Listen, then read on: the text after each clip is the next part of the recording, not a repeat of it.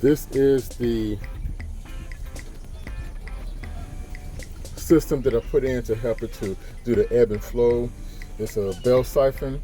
So the way it works is as the water rises, as you can see from the water line, it's going to get up to about here. Once the water gets up here, then it's going to flow through, and as it flows through, it's going to start coming out down here.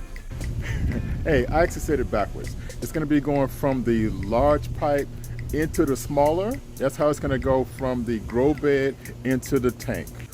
Once it gets to a certain point, once it drains down, air is going to fill through here. That bubble is going to come through. It's going to go. It's going to stop it, allowing the water to rise back up. This way I never have to turn on and off my pump.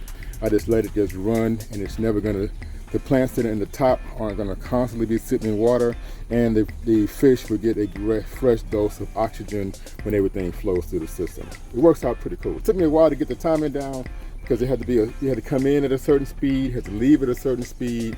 So that's why they have the different size pipes here, and I had to put valves on the other to control all of that stuff. But it works pretty good. The other part to this system is having this cover.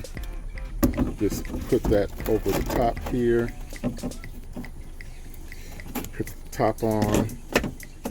That way, when I put the rocks and stuff in, they won't all just come through, and I won't be losing a bunch of rocks. It also protects it to make sure it's a reservoir in the middle, so as the water ebbs and flows, it won't be clouded with a bunch of rocks and different things that are clogging the system. Like I say, it works quite well. Every so often you have to fine tune it, but for the most part, it runs kind of on its own. This is another important part of the Bell Siphon system. You have to have the return. So as the water flow ebbs and flows, as I mentioned at the top, it comes down through here, creates some speed, and then it comes out on the end over there. And like I say, when that comes out, it has a lot of force, creates a lot of oxygen, so it's another way to get oxygen into the tank.